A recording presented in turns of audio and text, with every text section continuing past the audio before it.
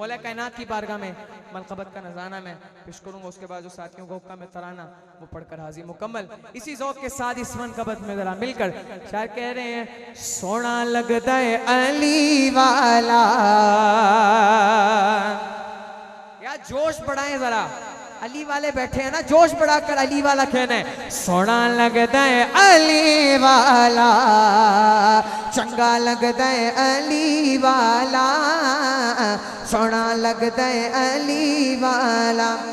आगे वालों को ज्यादा बोलना चाहिए। कौन? सोना लगता है अली वाला, चंगा लगता है अली वाला। किसी भी मैदान अंदर, हाँ किसी भी मैदान अंदर जा सुन ले, सुन ले, सुन ले।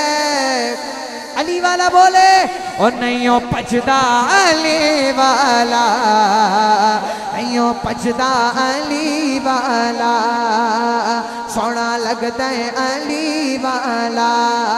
अली मौला मौला अली मौला, अली मौला मौला अली मौला।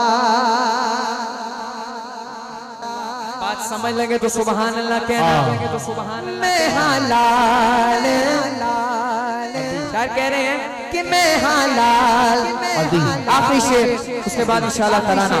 मैं हालाल अली दा प्यारा, मेरा नाना कमली वाला, हसन अब्बास वीर ने मेरे, मैं हाथ वाला, मैं हाथ कर्मा वाला। कैमरा घुमाइएगा।